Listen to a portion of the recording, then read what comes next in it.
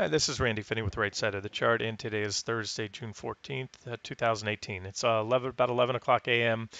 Eastern Time. I wanted to wait, as I said before in the trading room and in recent videos, I wanted to wait till the what I call the post-FOMC noise is out of the way.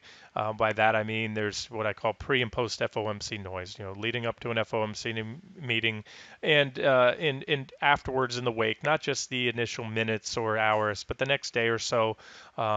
It's been my experience to get these back and forth moves as the market tries to digest where we're going from here. The Fed came out, did what everyone knew they would do, a quarter point rate hike, no more, no less, and they came out with a slightly more hawkish statement. But again, that's rhetoric, and in my opinion, they were just trying to talk down a hot market by coming out with a little more hawkish tone.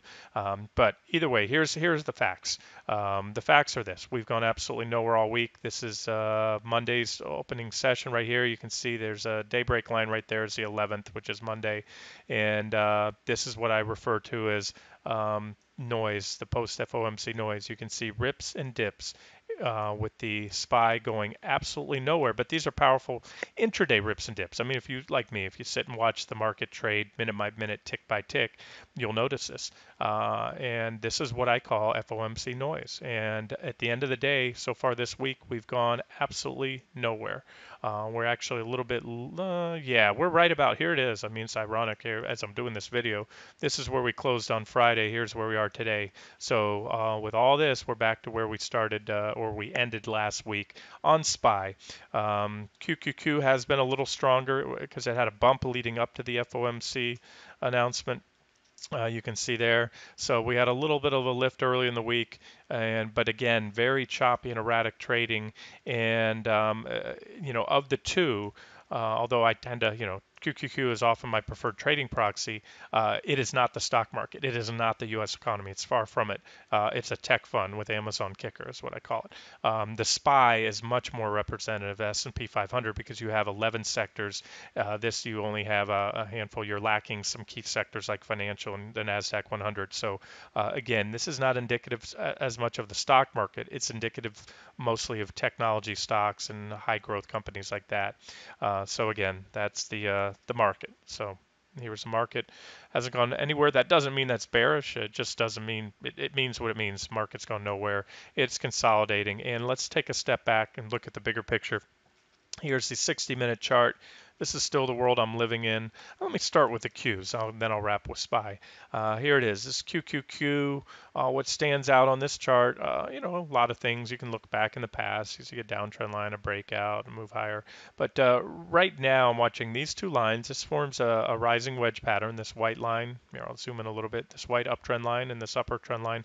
The upper trend line is really the divergence line. It's not so much of a trend line as in price. Sure, it's drawn that way, but as I often say, we're in an uptrend. So this line is at this point more flexible. I can modify this trend line if we had a lot of reactions, maybe move it down lower. But right now it fits pretty well.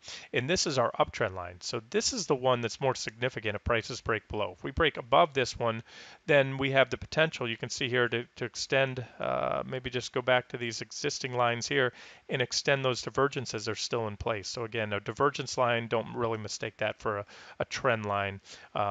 Sometimes it does act that way with prices tapping above, but this is what we're watching. And what I wanted to point out is, as I say often, divergences are far from a sell signal. They're just merely an indication that a impending trend change is likely, but not guaranteed.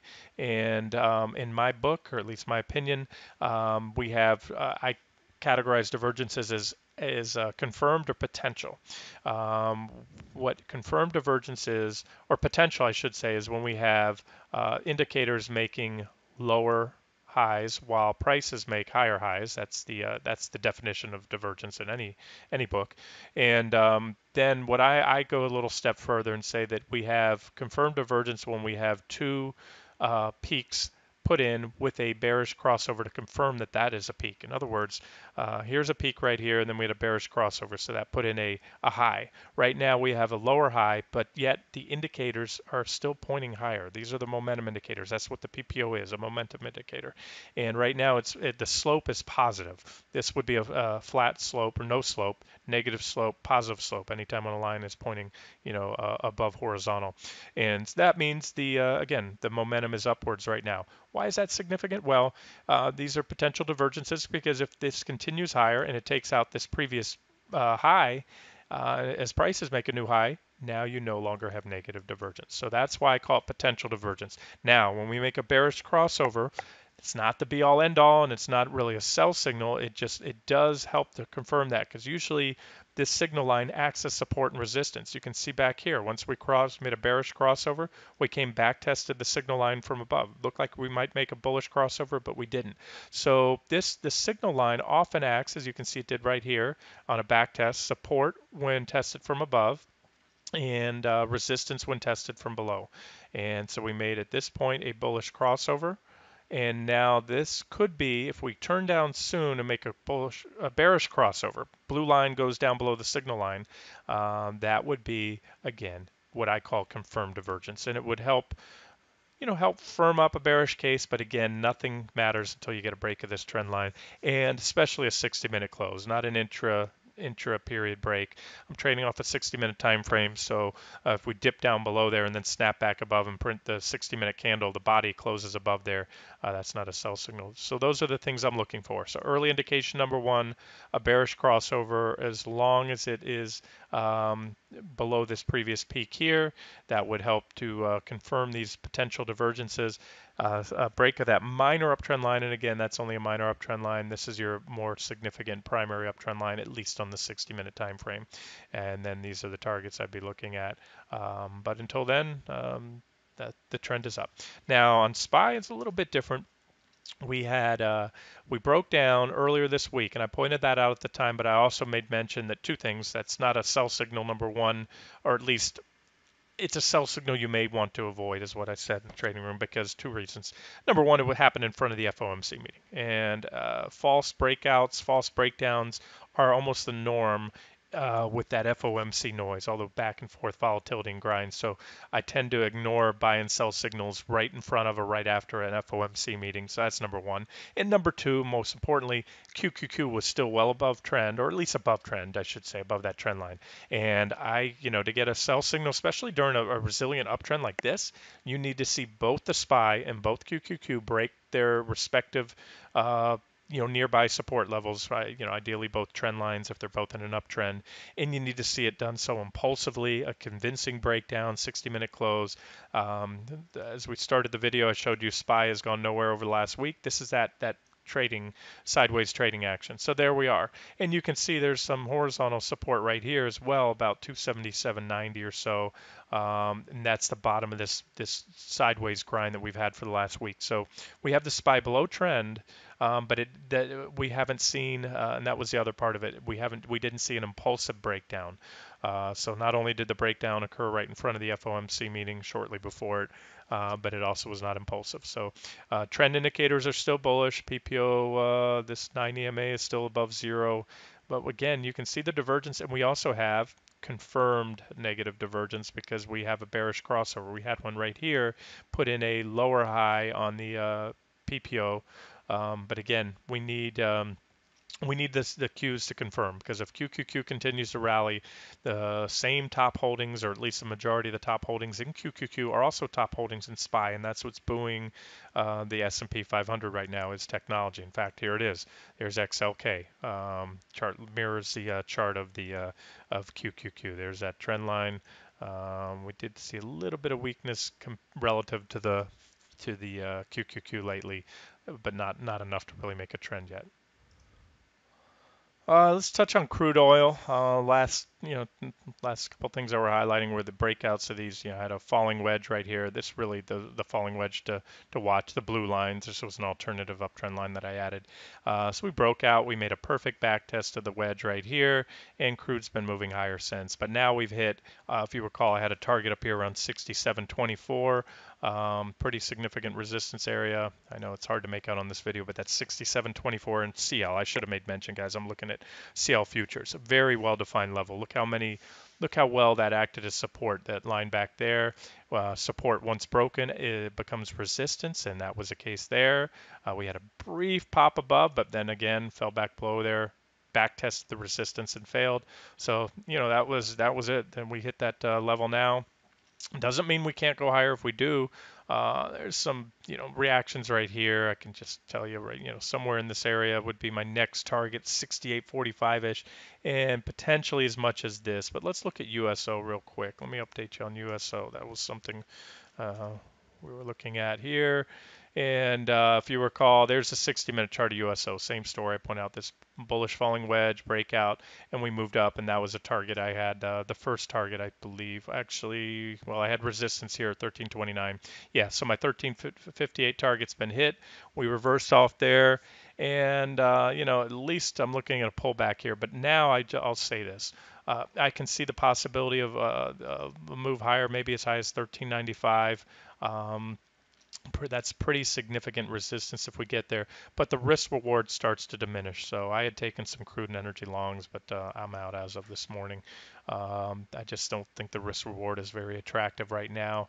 What am I looking at? Another 2.8% upside in crude, but in the bigger picture, we're close to that back test. Or we're on it. We hit it on the wedge. Remember, I mentioned when we fell that we could come in. I had a scenario here. We come in and back test the primary uptrend line on USO. Very well defined uptrend line, by the way, guys. And that's what we did. We came in and back tested it today. So again, I don't think the risk reward's attractive right now. Doesn't mean we can't regain that wedge. Doesn't mean we can't move up to this level here, about 1392. There's a big gap right there. But I'm looking at the trend indicator now bearish right here. We had a cross again. I look at the signal line, the 9 EMA does a bang up job at defining trends. Don't look at the blue line. In fact, here, this will make it easier for you if I do this. Edit. There you go. Oh, no, darn it. The other line went away. Here we go. I need that white dotted line here. So what I'll do is I'll make this dark in color, and that helps stand out. So now look at the white line. And again, it works on a lot of different securities. Is it perfect? No, but pretty darn close to it, because that dotted line, the zero line, acts as resistance when tested from below. So here it told you we were in a bearish trend, and sure enough, you can see prices falling. At this point, it says go long. We're in a bullish trend, and it told you we were in a bullish trend this whole time. There it is. And at this point, this is the first crossover. This is just a slight undercut or a test of the levels. We're down negative point. Well, actually, that's the PPO reading, then the negative 1.13, not the signal line. They don't give you a reading on that. But either way, we are comfortably below that. And there's another reason. So a back test of a wedge after a divergent high.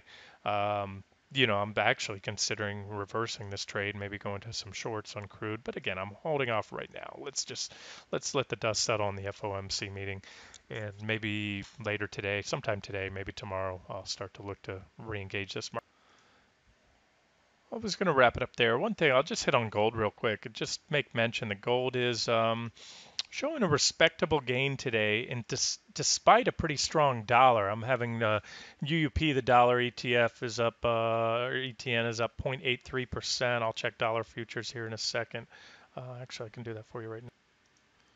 Yeah, DX dollar futures are up 0.89% right now.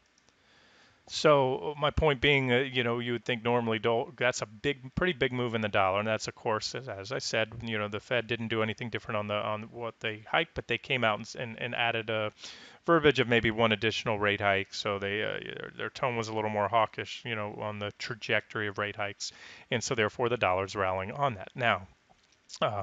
But yet gold is showing is up today, and where it is, what it's doing now. Remember this purple box. This was there it is. It defined this sideways trading range from early in the year, the beginning. This is January right here. So pretty much all of 2018 so far, we were in this trading range, and then we gapped down below there. Like I said, it was technically that breakdown was bearish on face value, but as I said, I thought it might prove to be a false breakdown, and we hit trendline support, which we've been holding. I'll give you a little bit cleaner board, but I just wanted to mention before I move away from this board, we're right back at the bottom of that. Now, not impulsively yet, but if we continue to move higher, that will have confirmed that this breakdown right here, this gap down below that range, which undoubtedly sucked a lot of gold shorts in, shook out some longs. It will prove to have been a false breakdown, aka bear trap, if we can get back up into that range. And also, we would have successfully defended this multi-month test of this primary uptrend line here. Again, you can see that trend line clearly here, comes off the 2016 lows, and there it is. So we have a confluence of moving averages. I don't know if you can make them out here. They're starting to turn up. I have on my chart the 50, 20, and 200-day exponential moving average, and looks like if gold can power up a little bit more, we will have gotten above the trio of those key moving averages after spending time below them, and we would also have successfully defended this trend line by moving away from it after multi-month back test and taken back this range here. So I see a lot of good potential in gold. Anything can happen. We're only a bad day or two away from gapping down below there if we get a big move down in gold. But I continue to reiterate my bullish outlook for gold and the mining stocks. As of now, I'm liking what I'm seeing is what I'm trying to say, especially today, despite that strength in the dollar, to see gold make such a potentially important move. It's not just random. If we can pop a little bit above there, again, it's not impulsive yet, but where we're at, it's in a very technically significant position. So a little more upside can do the trick. We'll wrap it up there. As always, if you like the video, do me a favor, please give it a thumbs up on YouTube. That would be a way to show your appreciation. And have a great day, guys. If I see anything else that stands out, and I'm sure I'll come across something today, I'll post it on the site, static chart or an update, or maybe in the trading room. This has been Randy Finney with Right Side of the Chart. Have a great day.